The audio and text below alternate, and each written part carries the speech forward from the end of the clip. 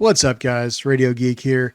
GOG recently announced that they were going to be re-releasing the PC ports of the original Resident Evil trilogy. 1 and 2 are out now, and no word on when 3 is going to be released, but probably within a month or two. So I wanted to take a look at the first one and see if it still holds up today. The game was originally released on PlayStation 1, but it did get a PC port a few months later, and this is an updated version of that port meant to run on modern hardware. So let's get into it.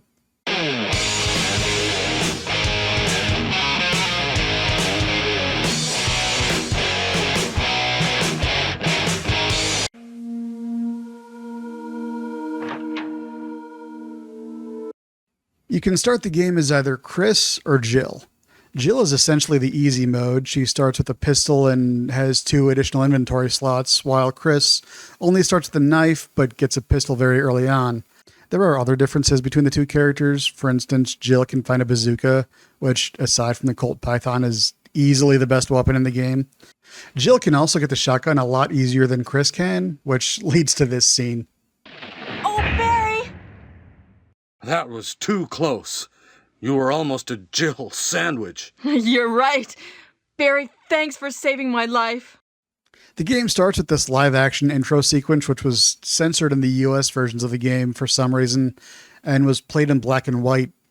But this GOG re-release uses the full uncensored intro sequence in full color.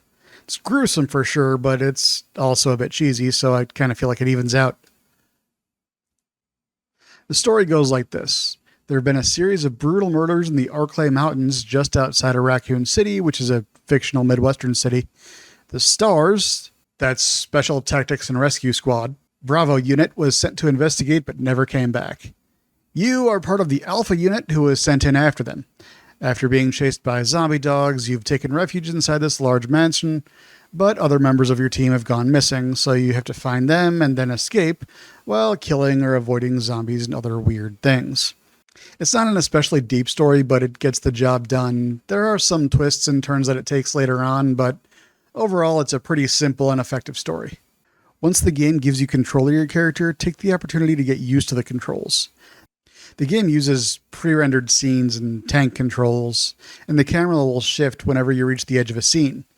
Pressing up on your controller will always make you move forward. You're basically using first-person controls in a third-person game. You'll probably also just hold down your run button almost all the time. There's really not any benefit to walking as opposed to running. That won't come until later games.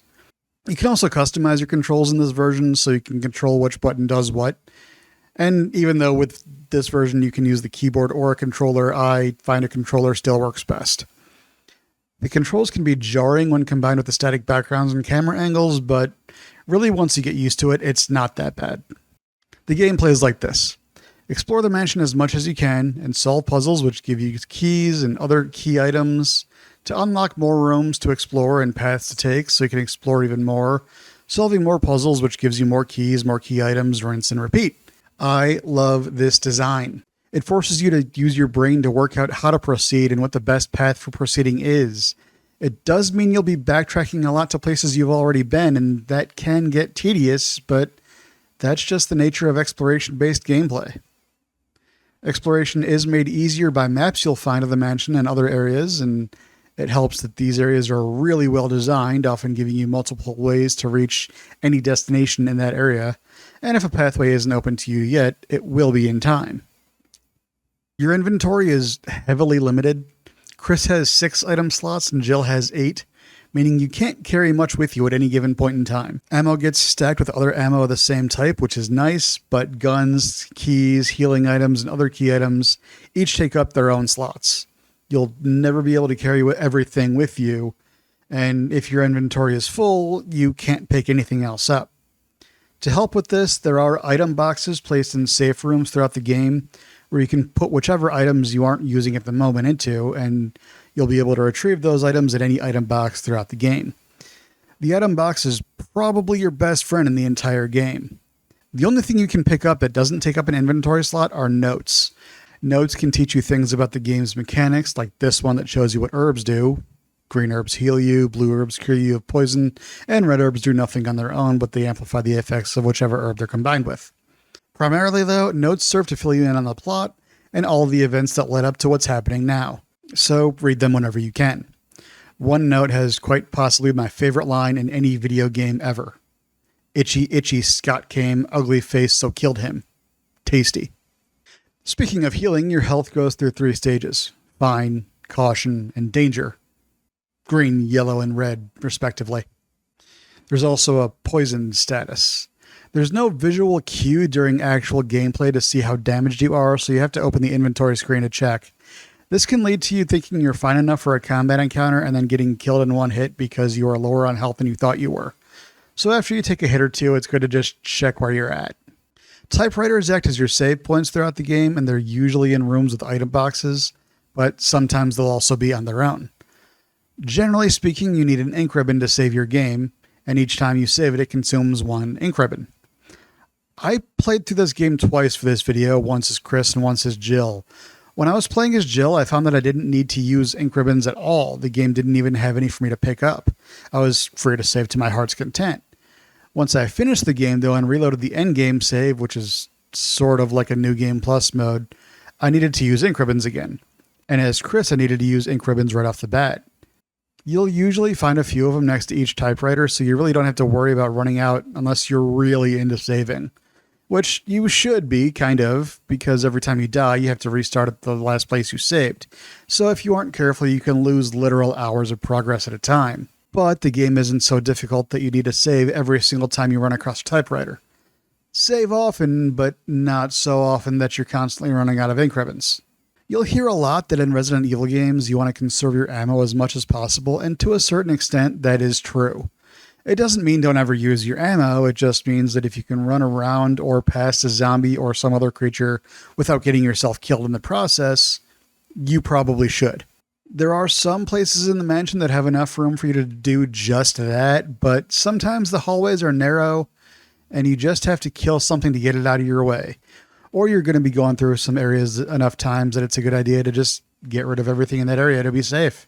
As far as combat goes, it's not the greatest. Readying a weapon will root you to the ground and you'll be unable to move. So if you're in a combat encounter and you want to move and shoot, which you're going to have to do, especially for bosses, you'll have to go through the ready animation, shoot, go through another animation, move, go through the ready animation, and repeat. It can be slow, and depending on what you're fighting and what weapon you're using, it might get you killed. It's janky, but part of the strategy is figuring out when to fight, when to run. In 2002, there was a remake of this game that changes up the game quite a bit, and at the time was exclusive to the GameCube. But it's since been ported to just about everything. Maybe I'll make a video about that remake at some point, but for now, let's sum this up. Resident Evil's graphics may be pretty dated by today's standards, but I don't think they're bad at all. I still think this looks good. Not great, but good.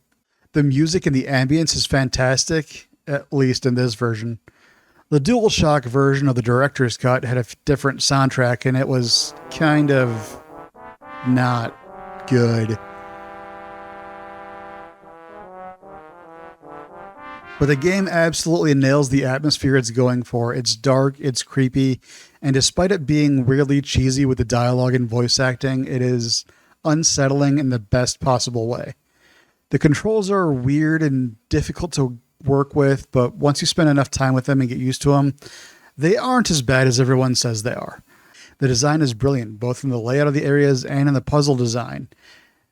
The puzzles are tough, but at no point did I find any puzzle overly difficult to solve or think, how am I supposed to figure that out? It's just the right level of difficulty. Inventory management is also in and of itself a puzzle, though, but it's one that is perfectly manageable thanks to the placement of the item boxes. I recommend this game to anyone who likes exploration and puzzle-based gameplay. Even if you're not a horror fan, there's plenty to enjoy about this game and the next few games in the series. I'd love to hear your thoughts about Resident Evil in the comments down below. If you liked this video, give it a thumbs up. If you didn't, give it a thumbs down. Either way, gotta feed that algorithm. Click on one of these things. Have a great rest of your day. Thank you so much for watching, and I will see you in the next one.